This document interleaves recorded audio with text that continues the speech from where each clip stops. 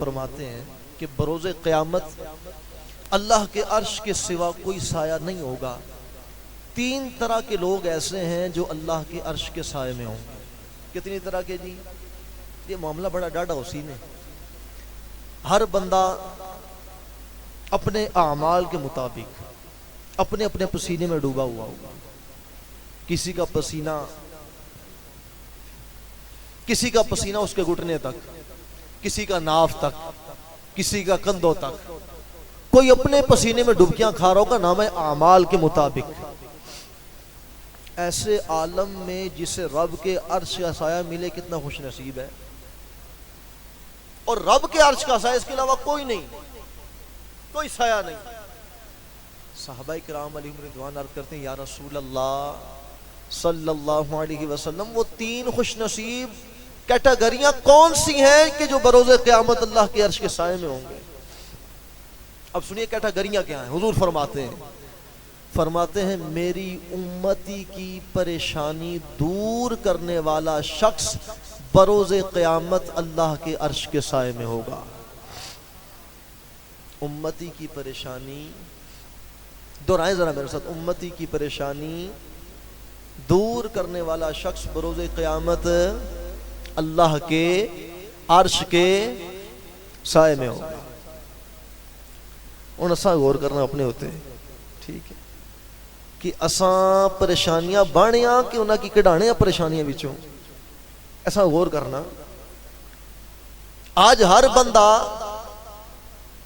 ایک دوسرے کی ٹو میں پڑا ہوا ہے۔ تھوڑا جا ماڑے کو اوپر کیاں چلا گیا جی، ماڑے کو بن رہنا چاہیے اس کی، وہ ماڑے کو ایک گڈی اس کو دو کیاں آ گئیاں، ایسا ہے کہ نہیں ہے؟ کسی کی ڈبل منزل کوٹھی ہے تو وہ کہتا ہے وہ اس نے ٹرپل منزل کیوں بنا لی ہے؟ بغض، کینہ، اب ہر جگہ ہم پتھر اڑکائیں گے۔ وہ یہ مسلمان بھائی ہے نا یار، یہ مسلمان بھائی ہے جس کے پاؤں میں ہم کانٹے بچھا رہے ہوتے ہیں۔ اور حکم کیا تھا؟ پریشانی دور کریں، پریشانی دور کرنے والے آپ بنے، بروز قیامت اللہ اپنے عرش کا سایہ نصیب کرے گا۔ پریشانیاں ہم نے دور کرنے والا بننا ہے یا ڈالنے والا پریشانیوں میں؟ کیا کرنا ہے جی؟ پریشانیاں دور کرنی۔ اچھا، ایک مسلمان کی شان پتہ کیا ہے؟ مسلمان کی شان ہمیں پتہ چل جائے تو شاید ہم سارے ایک دوسرے سے محبت کرنے والے بن جائیں، ایک دوسرے سے ہم محبت کریں۔ حضور فرماتے ہیں، مسلمان کی شان بتانے لگا ہوں اور بڑی ڈاڑی بات ہے، یہ بات اللہ کرے آپ کو سمجھ آ جائے، آپ کی لڑائیاں ختم ہو جانی، آپس میں محبت پیدا ہو جائے گی۔ آج جو بھائی بھائی کا گربان پکڑ رہا ہے نا تھوڑی سی زمین کی وجہ سے، انشاءاللہ ختم ہو جائیں گے۔ حضور فرماتے ہیں کہاں پر؟ کعبۃ اللہ میں، خانہ کعبہ کو مخاطب کر کے حضور فرماتے ہیں اے کعبہ تو بڑی عظمتوں والا ہے، بڑی فضیلتوں والا ہے۔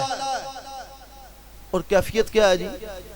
ہم قبلے کی طرف منہ کرتے ہیں، کعبہ کی طرف عمرہ کرنے جائیں تو آپ کا دل کیا ہوتا ہے جی؟ غلاف کعبہ کو ہاتھ لگ جائے، ایسا ہی ہے؟ خانہ کعبہ کے دروازے کو ہاتھ لگ جائے، میں ہاتھ لگا کے چوم لوں۔ ادب کا مقام بھی ہے، ادب کرتے بھی ہیں اور بڑے دل سے کرتے ہیں۔ حضور فرماتا ہے کعبہ تو بڑی عظمتوں والا ہے، بڑی فضیلتوں والا ہے، لیکن اے کعبہ سن لے، ایک مسلمان کا مرتبہ اور رتبہ اے کعبہ رب تعالیٰ کے ہاں تیرے رتبے سے مسلمان کا رتبہ زیادہ ہے۔ ایک مسلمان کا رتبہ اے کعبہ رب تعالیٰ کے ہاں تیرے مرتبے سے زیادہ ہے۔ میں کہا جناب والا، میں عمرہ کرنے جاؤں، میں حج کرنے جاؤں، کعبہ کا طواف کروں، کعبہ کے غلاف کو پکڑ کر چوموں، میرا ایک کوشش ہو کہ میں حجر اسود کو بوسہ دوں، یہ سارے ادب میں بجا لاؤں، لیکن میں ہی اپنے مسلمان بھائی کو تھپڑ مارنے والا، اور میں ہی اپنے مسلمان بھائی کا گریبان پکڑنے والا، میں ہی اپنے مسلمان بھائی کی مصیبتیں اس کو کریٹ کرنے والا۔ اور بھائی مسلمان کی شان تو یہ تھی کہ رب کے ہاں کعبہ سے زیادہ مرتبہ مسلمان کا ہے، تو مسلمان کا ادب کرنے والا بننا چاہیے، مسلمان کا بے ادب بننا چاہیے۔ یہ بات اللہ کرے آپ کو سمجھ آ جائے۔ اور یہ اگر سمجھ میں آ جائے تو یقین جانے آپ کی لڑیاں ختم. کعبۃ اللہ میں جا کے کبھی دیکھا ہے آپ نے کسی نے معاذ اللہ کعبہ کو ٹانگ ماری ہو, مکہ مارا ہو؟ معاذ اللہ. کعبہ سے زیادہ عظمت والا رب تعالیٰ کے ہاں ایک مسلمان ہے. اور حضور کیا فرماتے ہیں؟ حضور فرماتے ہیں مسلمان کی پریشانی دور کرنے والا شخص بروز قیامت اللہ کے عرش کے بروز قیامت اللہ کے عرش کے سائے میں. ایک کیٹیگری ہوگی. یا رسول اللہ دوسری کیٹیگری کون سی ہے؟ حضور فرماتے ہیں میری سنت کو زندہ کرنے والا شخص بروز قیامت اللہ کے عرش کے سائے میں ہوگا. میری سنت کو زندہ کرنے والا. ایک روایت میں موجود ہے حضور فرماتے ہیں جس نے فساد امت کے وقت میری سنت کو زندہ کیا اسے 100 شہیدوں کا ثواب ملے گا. 100 شہیدوں کا ثواب. اب سنت کیا ہے جی؟ حضور کا طریقہ. روٹی کھانے ہو, سارے کھانے ہو نا, بئی تے ایک لت کھلاری تے دوئی بچھائی تے سنبئی تے کھاؤ, نکے نکے لکمے کے نہیں کھاؤ, ترے انگلے نال کے نہیں کھاؤ تے تسانی پیٹ بھی بھری گیا تے سنت بھی ادا ہوئی. سنت کیا؟ حضور کا طریقہ ہے. سونا ہے ہی نا جی, سینے ہو سارے, نیندر تے نہیں آئی بھی. آکو سبحان اللہ, سبحان اللہ, سبحان اللہ. آواز کوئی مٹھی جی. اللہ نعرہ, نعرہ تکبیر, نعرہ رسالت, نعرہ تحقیق, نعرہ حیدری. واہ. اچھا, سجے پاسے سجات منہ تھلے وے, سجی کروٹ اور بندہ ستا وے, نیندر بھی پوری ہو سی تے حضور نے سنت بھی. ایسا ہے کہ نہیں ہے؟ اچھا, ہم آج پریشانی کا شکار پتہ کیوں ہے مسلمان؟ اس وجہ سے کہ ہم نے حضور کا طریقہ چھوڑا ہے. حقیقت بات یہ ہے, ہم نے حضور کا طریقہ چھوڑا ہے, حضور کی سنت چھوڑی ہے, قرآن چھوڑا ہے. ڈاکٹر اقبال نے ویسے تو نہیں کہا تھا وہ معزز تھے زمانے میں مسلمان ہو کر اور ہم خوار ہوئے تاریخ قرآن ہو کر. ہم خوار یقین مانے اسی لیے ہوئے. تو حضور کا ارشاد گرامی کیا ہے کہ میری سنت کو زندہ کرنے والا شخص بھی بروز قیامت اللہ کے عرش کے سائے میں ہوگا. 2 کیٹیگریاں ہو گئیں. تیسری کیٹیگری بڑی مزے کی ہے. حضور فرماتے ہیں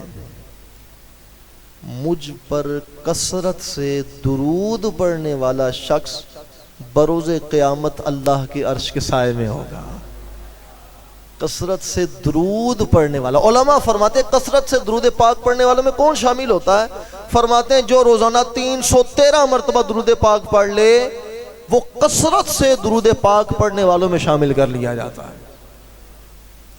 کعبے کے بدرو تو جا تم پہ کروڑوں درود. کعبے کے بدرو تو جا تم پہ کروڑوں درود. طیبہ کے شمس و ضحا تم پہ کروڑوں درود. ہم نے خطا میں نہ کی اور تم نے عطا میں نہ کی. یا رسول اللہ جو کچھ عطا کیا ہے وہ آپ کا عطا کیا ہوا ہے. ہم نے خطا میں نہ کی اور تم نے عطا میں نہ کی. کوئی کمی سرورا تم پہ کروڑوں درود. اللہ تعالیٰ اپنے حبیب پر زمین پر ریت کے ذرات سے بھی زیادہ, سمندروں میں پانی کے قطرات سے بھی زیادہ, تمام مخلوقات کی تعداد سے زیادہ رب تعالیٰ درود و سلام بھیجے. اور درود کی برکت بڑی عظیم برکت ہے. حضور فرماتے ہیں جو شخص مجھ پر ایک مرتبہ درود پاک پڑھے اللہ تعالیٰ اس کے لیے 10 نیکیاں عطا فرماتا ہے، 10 گناہ مٹاتا ہے، 10 درجات بلند کرتا ہے۔ ایک روایت میں یوں حضور فرماتے ہیں کہ جو مجھ پر ایک دفعہ درود پاک پڑھتا ہے اللہ پاک اس کے لیے ایک قرات اجر لکھتا ہے، اور قرات احد پہاڑ جتنا ہے۔ اور مزے کی روایت حضور فرماتے ہیں جو شخص مجھ پر روزانہ 50 مرتبہ درود پاک پڑھے میں بروز قیامت اس کے ساتھ مصافحہ کروں گا، یعنی ہاتھ ملاؤں گا۔ حضور فرماتے ہیں جو شخص روزانہ مجھ پر 100 مرتبہ درود پاک پڑھے اللہ تعالیٰ اس کی دونوں آنکھوں کے درمیان یعنی ماتھے پر لکھ دیتا ہے کہ یہ نفاق اور جہنم کی آگ سے آزاد ہے، منافق بھی نہیں ہے، جہنم کی آگ سے آزاد بھی ہے۔ اللہ اکبر اللہ اکبر، بڑے فضائل ہیں۔ حضور فرماتے ہیں کہ بروز قیامت حضرت آدم علیہ السلام رب تعالیٰ کے عرش کے نیچے تشریف فرما ہوں گے سبز قبروں میں، اور دیکھ رہے ہوں گے کہ نامہ اعمال جو حضرت آدم علیہ السلام کی اولاد، ساری اولاد انہی کی ہیں، وہ دیکھ رہے ہوں گے کہ میری اولاد کے نامہ اعمال کیسے تل رہے ہیں، کون جنت میں جا رہا ہے کون جہنم میں جا رہا ہے۔ یہ واقعہ حضور پہلے بتا رہے ہیں۔ لوگ کہتے ہیں نا جی حضور کی کچھ پتہ کوئی نہیں، حضور ہماری طرح عام ہے، کہ حضور خود بھی بیان فرما رہے ہیں اور قیامت کا منظر بیان فرما رہے ہیں اور دنیا میں رہتے ہوئے فرما رہے ہیں، توجہ ہے کوئی نہیں ہے۔ حضور فرماتے ہیں نامہ اعمال تولے جائیں گے، حضرت آدم علیہ السلام دیکھ رہے ہوں گے، پھر ہوگا کیا کہ حضرت آدم علیہ السلام مجھے پکاریں گے اور کہیں گے یا احمد یا احمد، میں کہوں گا لبیک یا ابی، میں حضور ہے میرے باپ۔ فرمائیں گے اے احمد آپ کا امتی ہے، فرشتے گھسیٹ کر کھینچ کر جہنم کی طرف لے کے جا رہے ہیں، ذرا دیکھو تو صحیح، ذرا دیکھو تو۔ حضور فرماتے ہیں میں دیکھوں گا تو فرشتوں سے کہوں گا رک جاؤ رک جاؤ، میرا امتی کہاں لے کے جا رہے ہو؟ فرشتے کہیں گے یا رسول اللہ ہم تو رب تعالیٰ کا حکم مانتے ہیں، رب تعالیٰ کی نافرمانی تو نہیں کرتے، حکم یہی ہے نامہ اعمال تولے گئے، برائیاں زیادہ ہو گئیں، حکم یہی ہے جہنم میں ڈال دیا جائے، اس کو جہنم کی طرف لے کے جا رہے ہیں۔ حضور فرماتے ہیں میں رب تعالیٰ کے عرش کی طرف چہرہ کروں گا، مڑوں گا اور اپنی داڑھی مبارک پکڑوں گا، اور داڑھی پکڑ کر میں رب تعالیٰ کی بارگاہ میں عرض کروں گا یا رب کریم کیا میرے ساتھ وعدہ نہیں تھا کہ میری امت کے بارے میں مجھے غمگین نہیں کیا جائے گا؟ حکم دیا جائے گا فرشتوں کو، اے فرشتوں جیسا میرا محبوب کہتا ہے ویسا کرو، جیسا میرا محبوب کہتا ہے ویسا کرو۔ اب فرشتے کہیں گے حکم فرمائیں، حضور فرمائیں گے اس کے نامہ اعمال ذرا دوبارہ تولو، میں بھی تو دیکھوں کہ کس کا وزن زیادہ ہے کس کا کم ہے، میں بھی تو ذرا دیکھوں۔ فرشتے دوبارہ آئیں گے، میزان پر کھڑے ہوں گے، میزان پر نامہ اعمال تولے جائیں گے۔ جب نامہ اعمال تولے جا رہے ہوں گے تو گناہوں کا پلڑا وزنی ہو جائے گا، حضور اپنی جیب سے ایک پرچی نکالیں گے، ایک پرچی نکال کر نیکیوں والے پلڑے میں رکھیں گے، نیکیوں کا پلڑا بھاری ہو جائے گا، میدان محشر میں شور پڑ جائے گا کہ فلاں بندہ بخشا گیا، فلاں بندہ بخشا گیا، نعرے لگنا شروع ہو جائیں گے۔ فرشتے اس کو لے کر جنت کی طرف جا رہے ہیں، جنت کی طرف جا رہے ہوں گے، اللہ اکبر کہے گا رکو تو صحیح، اے فرشتوں رکو تو صحیح، میں ذرا دیکھ تو لوں یہ سونے مکھڑا، یہ سونا چہرہ، یہ سونا اخلاق والا جس نے آج میری مدد کی، یہ ہے کون ہے؟ وہ آئے گا حضور کی بارگاہ میں عرض کرے گا کہ آپ کون ہیں کہ ایسے وقت میں جس نے میری مدد کی ہے، ایسے وقت میں جس نے مجھے جہنم میں جانے سے روکا ہے۔ حضور فرمائیں گے اے میرے امتی تو میرا غلام ہے اور میں تیرا آقا محمد الرسول اللہ ہوں، اور یہ جو تیرے نامہ اعمال میں پرچی ڈالی ہے کہ تیرا پڑا ہوا درود ہے آج کے دن کے لیے سنبھالا ہوا تھا،